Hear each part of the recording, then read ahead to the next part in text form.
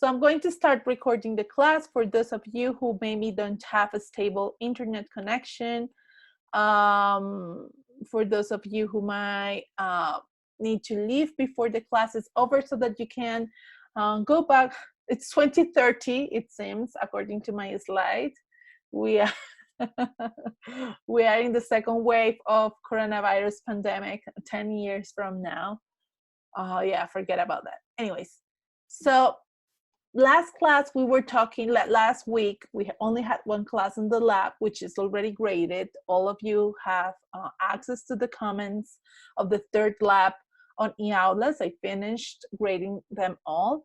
And so last class we talked about the differences between indiscriminate and selective violence, and overall talking about why we kill. Why is violence such an important aspect of war and conflicts? And as the reading by Benjamin Valentino says, for a long period of time, people thought, and researchers and scholars and politicians, they thought that violence was either something brutal, primitive, irrational, that didn't have logic, didn't have reason. So it was either that explanation, or the other explanation is that violence was a collateral damage, right? It was not like killing civilians and inflicting violence on civilians. It was not the main purpose of the conflict. It was not the goal of the conflict. But nonetheless, the different actions that the parties undertook led to the killing of civilians as collateral damage. So in the past 20 years, there's been an enormous amount of research. You have no idea how much research it has been done trying to unveil the logic of violence. And it seems that violence has a logic, right? It has reason, it has purpose, it's instrumental. It is very instrumental. Even the violence that we think is brutal and primitive, research on the Rwandan genocide, for instance, which is one of those instances in which people think that the violence that happened in that place was irrational, was excessive, was just a burst of primitivism.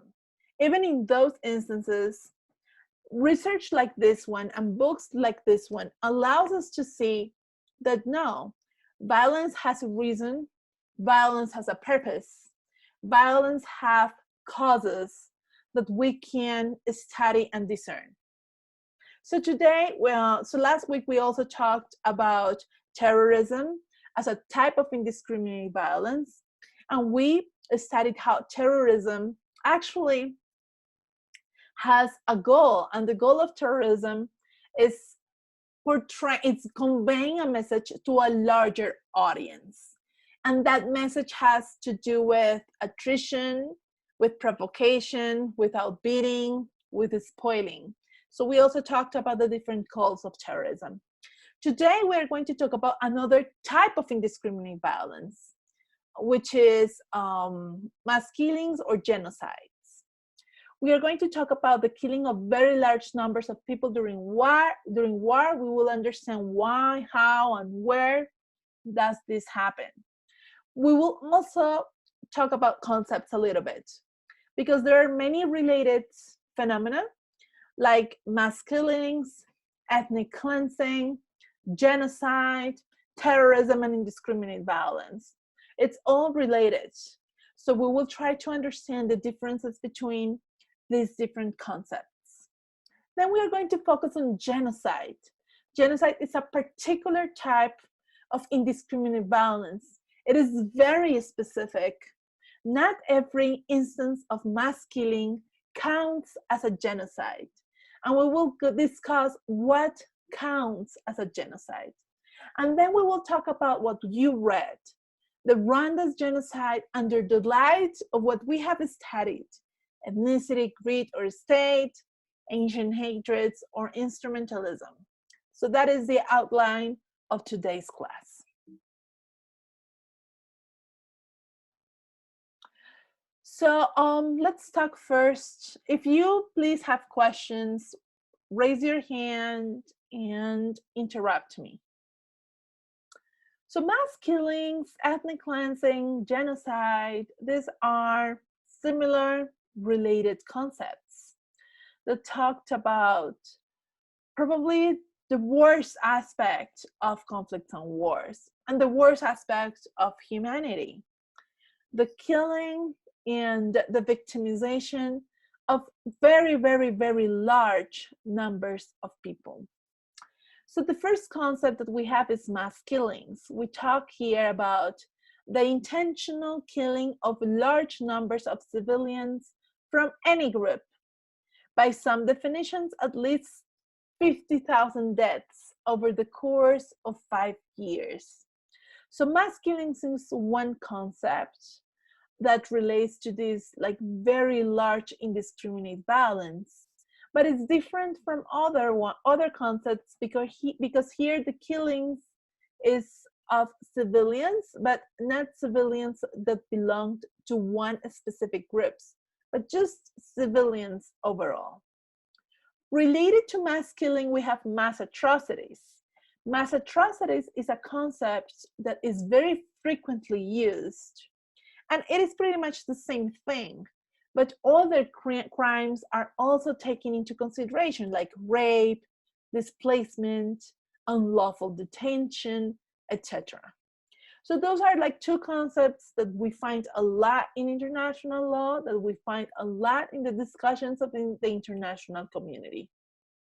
We have other two concepts that are a little bit more complicated. It's like harder for parties to accept that an ethnic cleansing or a genocide have occurred. They are very politically loaded, right? It is very contested. So ethnic cleansing is a concept that refers to the mass expulsion or killing of members of one ethnic group in an area by those of another area or another group. So here we are not only talking about killing. Killing is usually done, but ethnic cleansing is more about expulsion, about driving people out of one territory. Sometimes the purpose is not to eliminate people from that ethnicity. It's just to push them away, to clear or to clean a territory from the members of that or another nationality. And then we have genocide, which is Rwanda's case. Genocide is an organized attempt to annihilate a group that a perpetrator constitutes as an organic collectivity. So sometimes it is not like the victim of the genocide, it's actually like an ethnicity or a group, but the perpetrator considers them to be an organic collectivity. And it is different from the other concepts.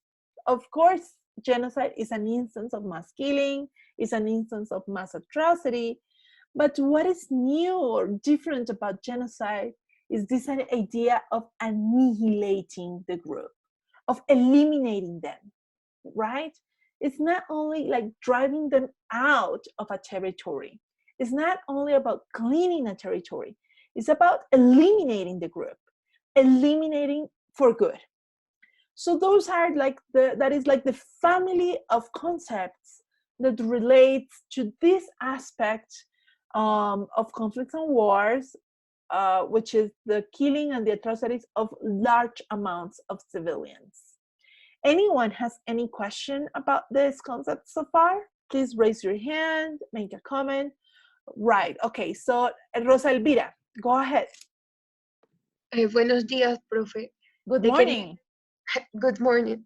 I want to ask you about the time. Like, they have to be killed at the same time, or it counts if it's progressive, or how does it work? Yeah, it's a good question. So yeah, and I think it's a very, very hard question. I think that there is no consideration of time with respect to genocide. A genocide can take part over a very long period of time, but it is important for the violence to be sustained over time, okay? Sustained over time. So that is what counts. It can be very, very short, like Rwanda. It was a 100 days thing. Or it can be very long. It can take place over a period of 20 or 30 years. But then the violence has to be sustained, systematic, and generalized. So, for example, For a genocide. Okay, so in this case, for example, the killed of the people that were part of the UP party here in Colombia counts as a mass killing or as a genocide? It doesn't. It counts as a politicized. Okay. It's a different concept, because it is less about, some people consider a genocide like these are political concepts, and there is no like single definition of this. Even the definition that the UN employs is very loose. It's not very precise. And people like Scott Strauss has pushed the agenda to make the definition clearer, because it is important to distinguish, what happens with the UP and what happens with the Yazidis in Iraq. We cannot put the same name on those two different phenomena. So what happened with the UP counts more as a politicide, which is a similar concept, but has some differences that we will see afterwards. Thank you, the teacher. next slide. Laura, your question. I have the question of what does the definition of genocide means by organic collectivity? Is it based on ethnicity, or always on ethnicity, or in other categories? It can be other categories, but that also takes us into complicated territory, because then we have like politicide. There are like different like similar concepts. But an organic collectivity refers to a group that shares beliefs, that shares symbols, that shares important things like, for instance, a culture or a language. So that is what counts as an organic collectivity. And these traits are inherited or are passed from generation to generation. Okay, thanks. Anyone else? Teacher, I have a question. Valentina.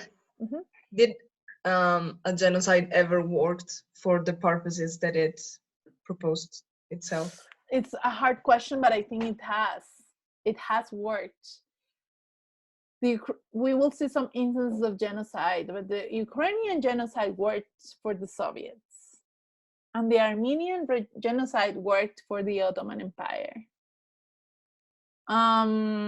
Maybe the Rohingya genocide is working for Myanmar military. I am not sure about that. But yeah, it has worked for the purposes of the perpetrators. So Juliana is asking if ethnic cleansing and genocide are subcategories of mass killing. Yes, they are, exactly. And that is the next slide. So thank you for bringing this up. So we have like mass killings or mass atrocities as a big set. And we have as a subset ethnic cleansing, right? And we have genocide that sometimes can have like ethnic cleansing. Sometimes like the group can be pushed away from an area, but sometimes we can have a genocide without that, right? So genocide kind of overlaps with ethnic cleansing, and both of these categories are within mass atrocities and mass killings. So that is how the concepts relate. So now let's focus on genocide, how to know it's genocide. So we have three conditions. There are instances of killings, of mass killings, But in order to distinguish a mass killing or ethnic cleansing from a genocide, three things must occur. There are three conditions. The first one is that the violence is group selective.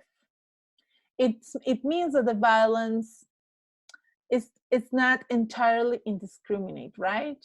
The violence is targeted to groups and to individuals that have membership in those groups. So the violence targets groups. It's group selective. The second aspect is that the violence is extensive. It means deliberate violence that is of a larger scale, that is sustained over time, that is sustained across a space, and that is organized and systematic. Because there are instances of violence that maybe occur like a little bit in 1 year, a little bit 2 years afterwards, a little bit 5 years afterwards. And yeah, that can count as a mass killing or as mass atrocities.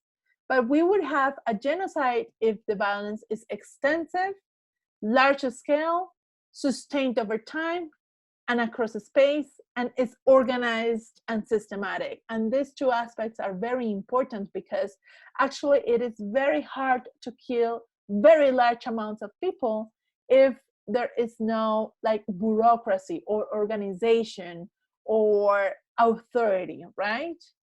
A lot of damage can be done, but not in the scale that is required for something to count as a genocide.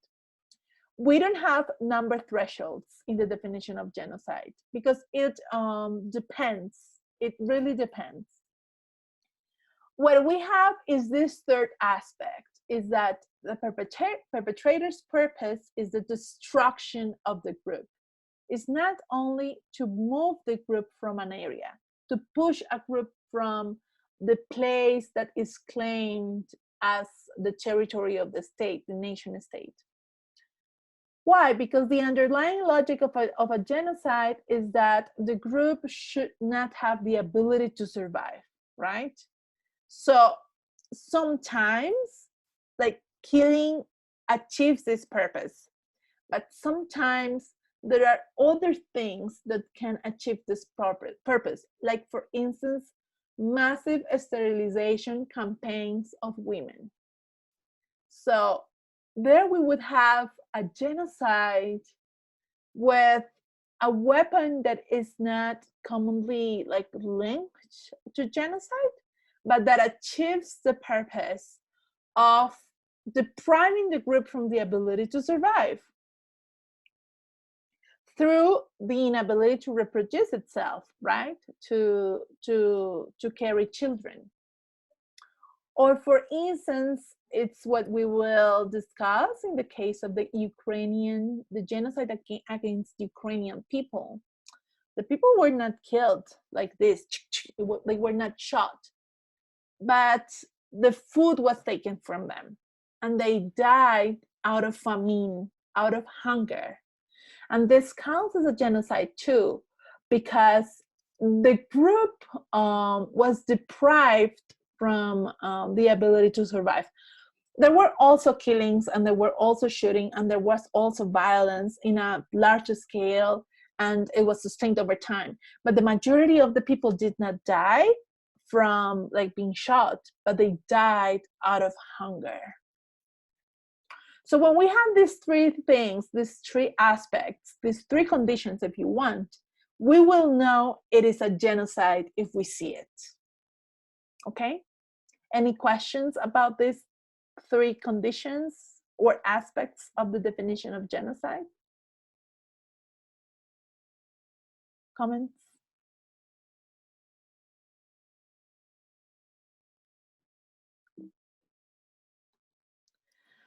Okay, now let's talk about how genocide is achieved. Like, how does this happen? It is very hard. Really, I want to convey, this is a very important idea that I want to convey. It is not easy to inflict violence in this scale. It is very hard. Instances of genocide are very rare. And so the how involves like several aspects. The first, and maybe one of the most important ones, is that perpetrators develop beforehand mechanisms for labeling, sorting, separating, and isolating social groups. One of the things that has been used, and in the case of the Rwandan genocide, there is a discussion on this, are identity cards. We have here an example of the identity card that was used in Rwanda by the time of the genocide. It is an identity card that the very first thing after the photograph is the definition of ethnicity. There are 4 possibilities: Hutu, Tutsi, Twa, and naturalize, which means that it's from a foreign origin, but it's been naturalized as a Rwandan. And in this case, this person is Hutu, right? So mechanisms to be able to identify the members of the group are imposed and are developed. In other instances, we have the isolation of a group in a neighborhood, in some places of a city or of a country. And that also helps the perpetrators identify who will be the targeted, who are the members of the targeted group. Then when the violence starts, the perpetrators identify victims based on the membership to those groups, right? That is all what counts. Are you a member of the group? Yes, then you are a victim, that you are a target of the violence. So people are targeted and victimized based on their membership to the groups.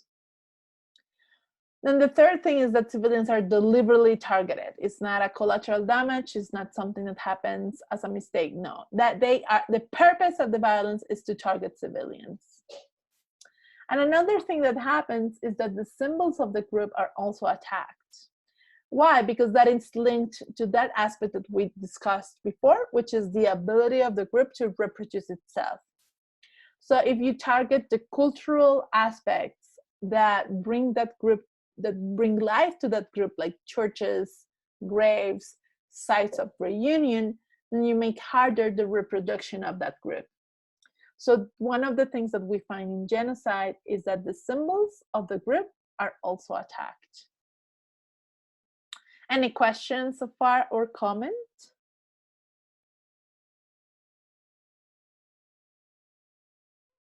No? Are you guys there? Are you guys following? Maybe we can have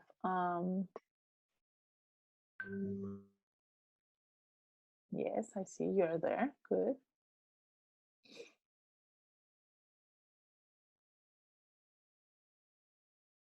Okay, excellent.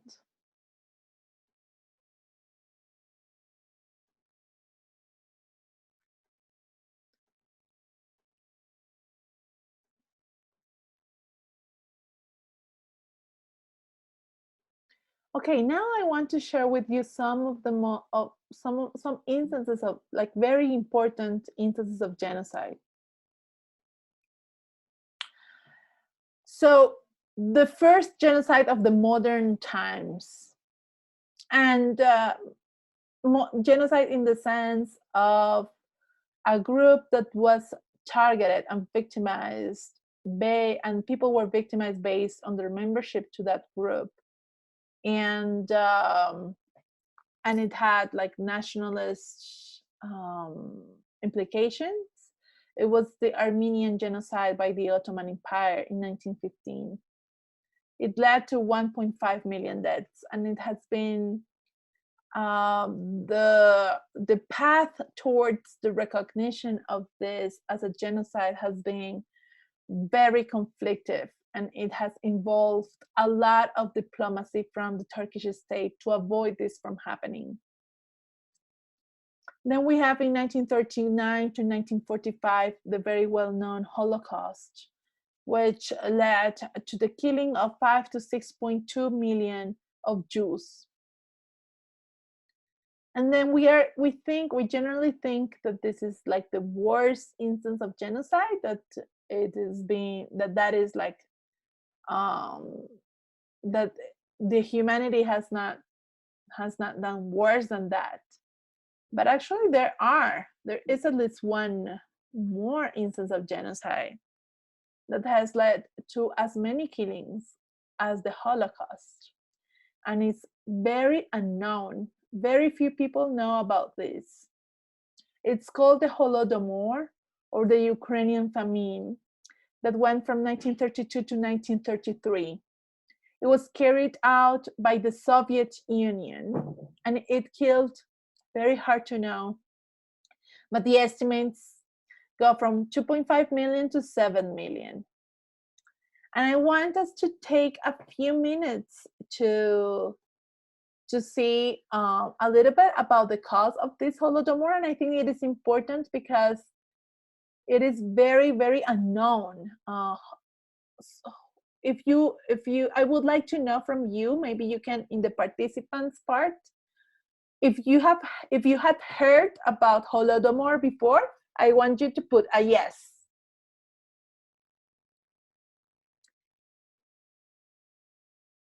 So Carolina had heard of it.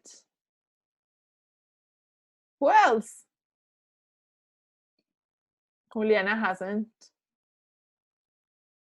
Valentina had heard of it. Yeah, exactly. It is absolutely unknown. And one of the reasons why it is unknown is, but it was because the purpose of the Soviet state was to keep it in secret. Was for the news not to come out from Ukraine. So please, I know that many of you really hate when your professors like spend the time of the class sharing videos, but it is very short and it is very good, and it really helps us understand what happened in this period of time in Ukraine.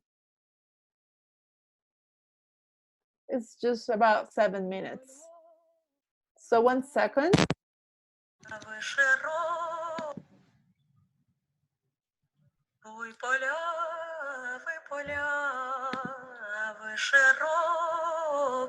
In 1932 to 1933, Joseph Stalin, the dictator of the Soviet Union, starved to death millions of Ukrainians in the genocide famine known today as the Holodomor. It was kept hidden from the world. This is how Stalin got away with one of history's best kept secrets. Thank God I didn't kill anyone. I didn't have anyone put away. I yelled and begged and swore and threatened, of course. Anyone who doesn't bring in grain had better watch out for the punishing sword of the proletarian dictatorship.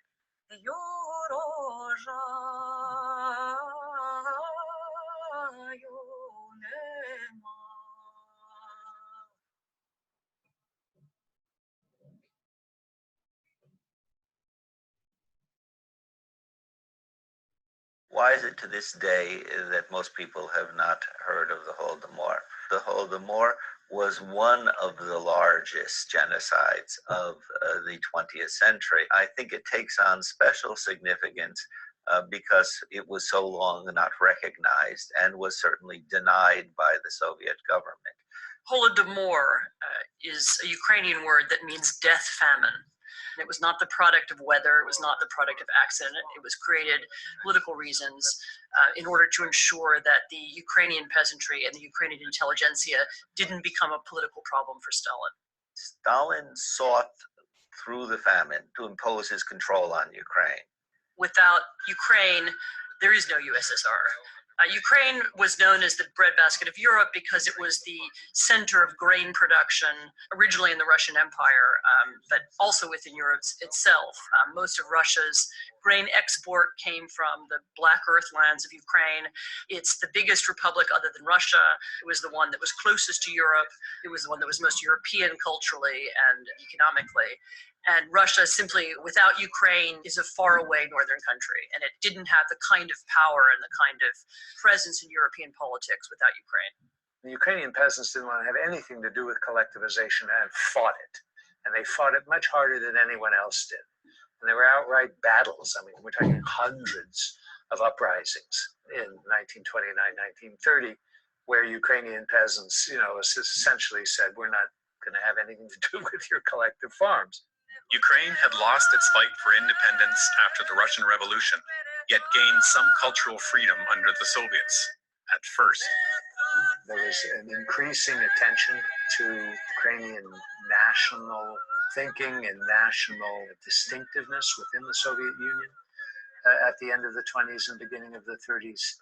And this too angered Stalin and the people in the Soviet leadership to the point where they wanted to bring Ukraine under control and make it a Soviet possession, just like all the other republics of the Soviet Union.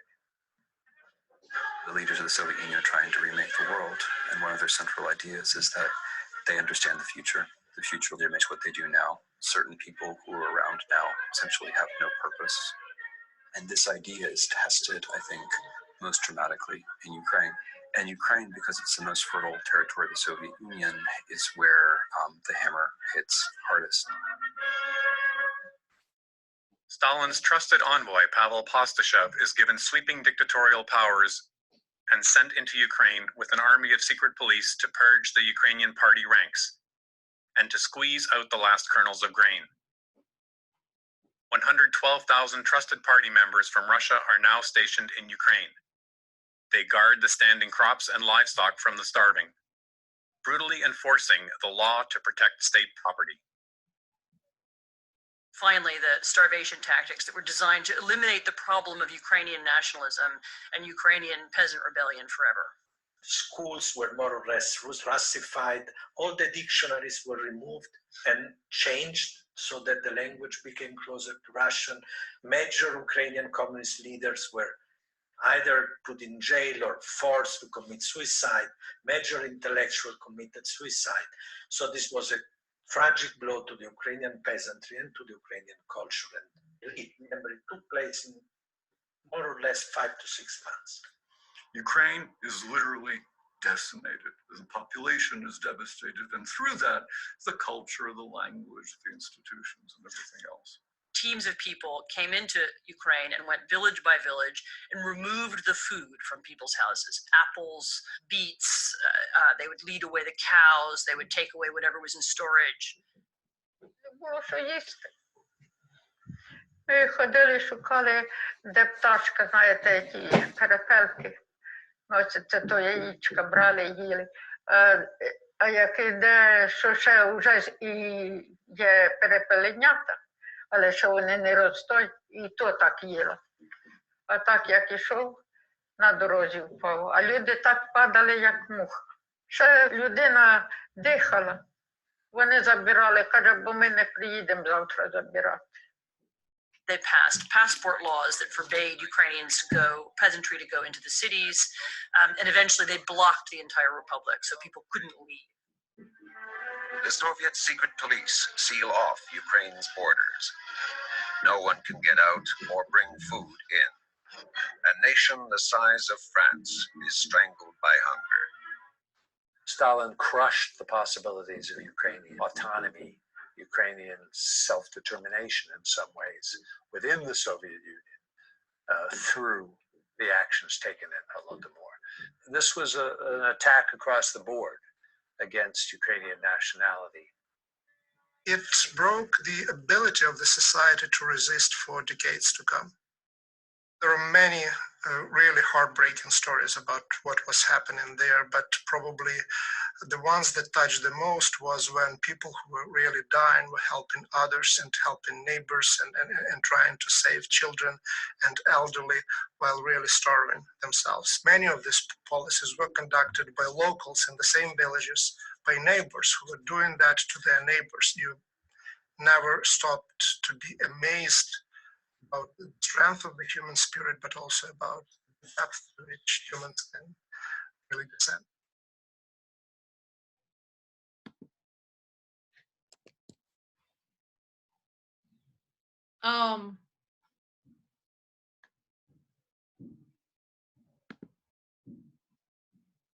Was the video, did you,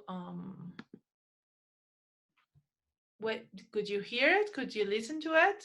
Yes, yes. Yes, okay.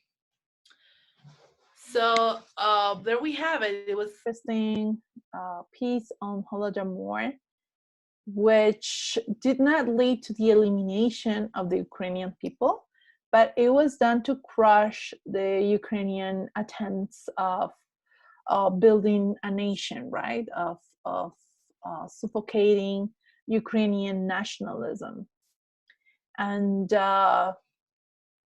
it was linked with to the purpose of collectivization by the Soviet Union, and Ukrainians, they resisted that very strongly. They were, as the documentary says, the breadbasket of the USSR. To share the link, sure, I will share the link with you. It's in the slides, but I will share it like right now so that you can finish watching it if you want. Here is the link of that documentary. And people, so it was linked with to the purpose, several purposes of the Soviet Union. One was the enforcement of collectivization of farms, but the other one was to crush nationalist attempts in some parts of the Soviet Union. And what was done to peasants was really unbearable. Peasants were forced to, they had to submit some quotas. They have to submit quotas of grain every month, and the quotas were assigned, different quotas per area based on capacity, and the quota was completely beyond the capacity. It was completely beyond the capacity. So in order to meet the quota, members of the Soviet state and the Soviet army would go to like the places where people lived, and they took all the food to meet the quota. And there was one point in which the people were forced to submit the seeds for the next harvest, for the next crop. And when they submitted the seeds, then they were unable to crop and to harvest. And at that point, then like way too many people died because they were left without the ability to even crop the grain for the future. So they were left without anything. And a very, very dramatic instance of genocide. Okay, good. Now, another one that is a little bit better known is the Cambodian genocide by the Khmer Rouge. It led to about 3 million people that died between 1975 to 1979, and it is linked to the attempts, right, to build a totalitarian society as the Khmer Rouge wanted. It also was linked to the collectivization of farms, and not only peasants were targeted, also urban intellectuals, middle and upper class. Now we have the Darfur genocide, which relates to the targeting of non-Arabs by the government forces. It was very short in time, about 2 years, and it led to about 500,000 people killed. It's very recent, and there are like movies and documentaries that you can find over the internet on that genocide.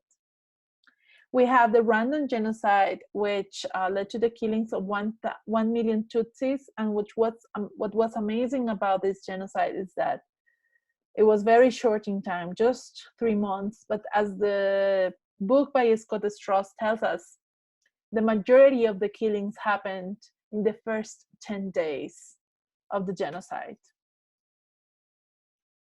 And then very sad for me, because as I was updating these slides, as I was looking over these slides, because I had taught this class before, and I realized that I had to put 2 more genocides since the last time I taught this class.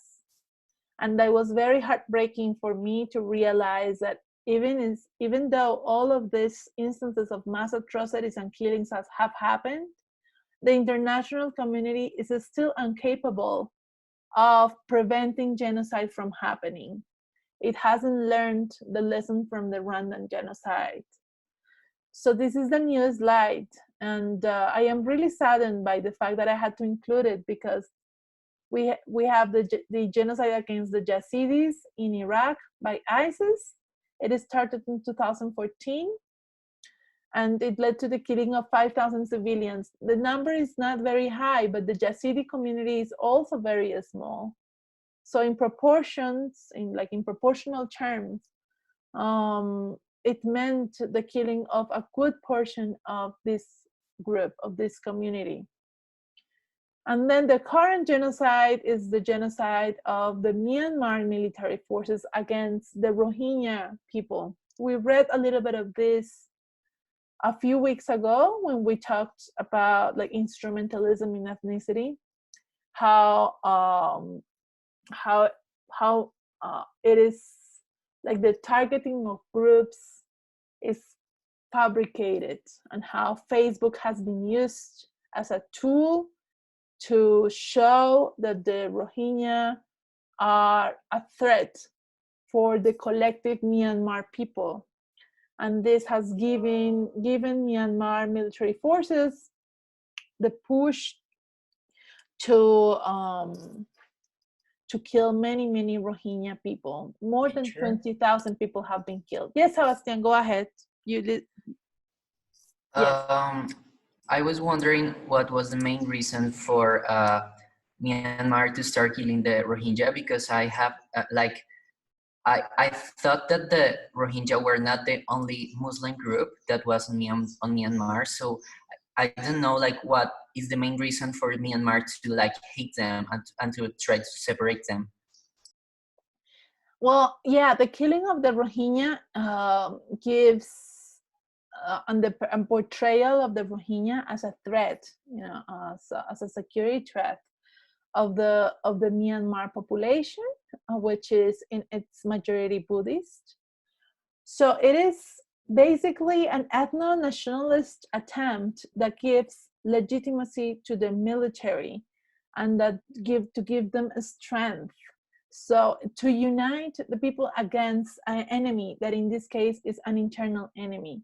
So if you guys realized in the lab that we did last week, Myanmar has had like about 30 conflicts over the past 40 to 60 years. So it's a country that is very threatened by internal subversions and internal rebellions. So the genocide of the Rohingya is used to crush those internal rebellions and to give more support to the Myanmar military. There was a comment in the chat. Let me.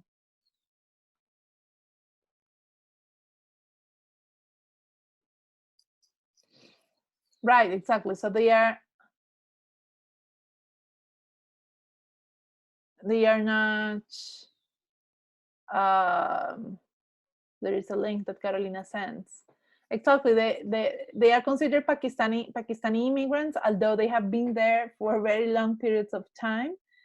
And as we read, like in in the week in which we talked about this, there is a group, a rebel group that, and several of them actually linked to the Rohingya. So what the military does is that it's something similar to what the Hutu hardliners do in Rwanda.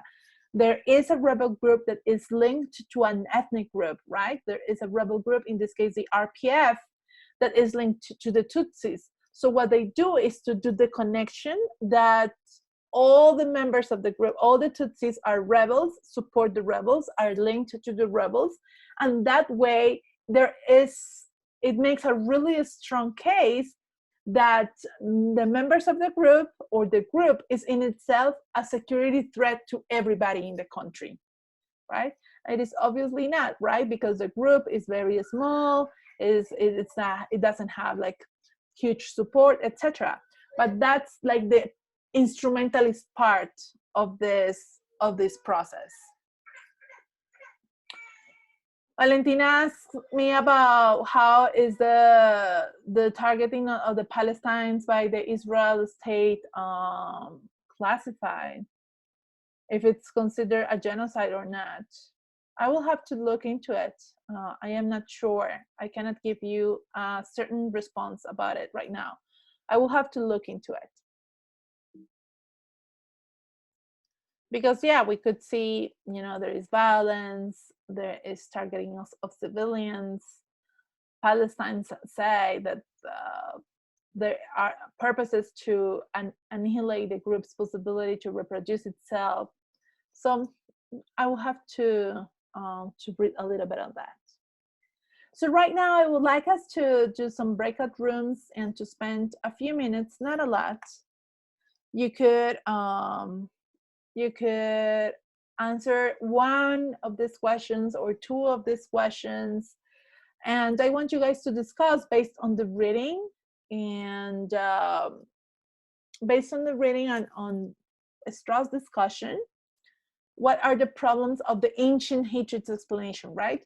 Because when many people saw the Rwandan genocide, they thought that it was ancient hatreds, that it was the only way how we could explain so much violence, that Hutus had always hated Tutsis, always, forever. So it was a moment in which Hutus were finally able to kill the Tutsis because they had hated each other forever.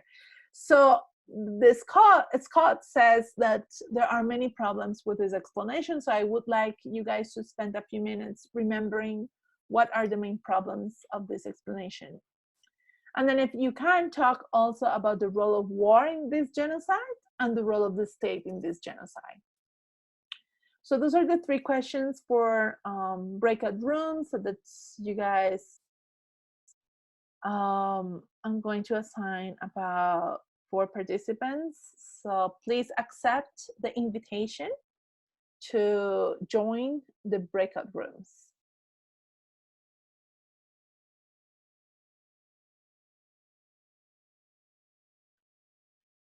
Go ahead, join the rooms.